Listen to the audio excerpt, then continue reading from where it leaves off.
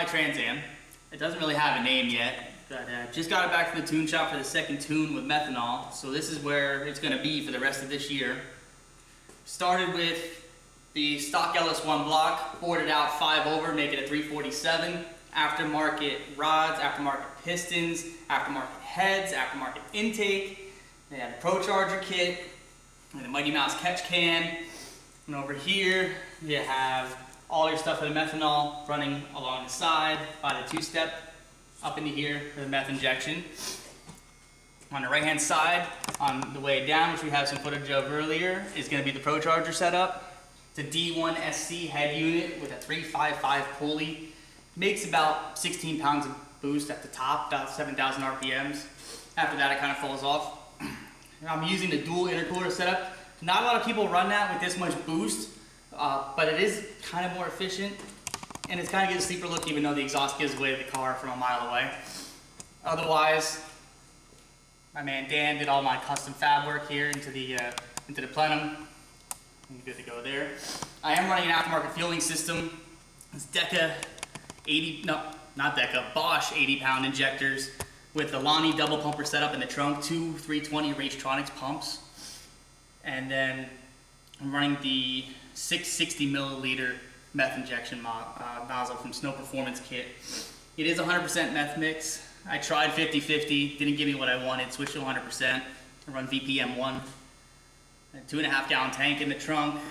Goes through that about every 2 fill-ups, maybe 1 fill-up if I'm beating the hell out of it.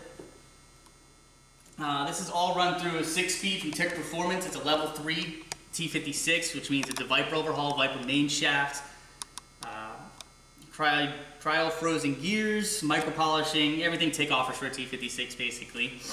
And it's good to about 800 foot-pounds of torque.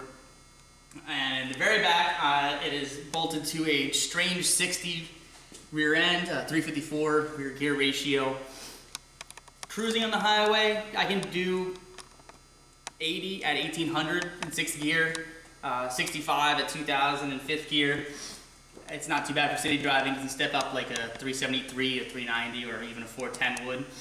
And at the top of 4th gear, at the end of the track, I have a little bit extra play. I'm probably have to go with the bigger tire sizes.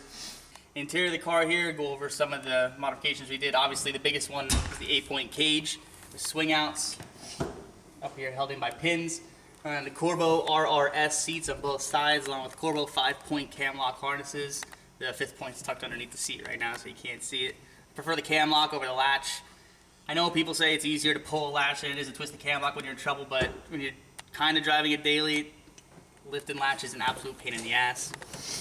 Center console, start from here and move our way over. You have Kenwood head unit, DVD, the works, navigation, Bluetooth. I like my creature comforts. With the gauges, we'll start up here. It's an auto meter, 3.5-inch tag. The stock tag doesn't go high enough. Engine spins about 72, 7300. I have my red line set at 71 right now. Inside the console here is my Snow Performance controller. It's the VC50 unit with the variable meth control.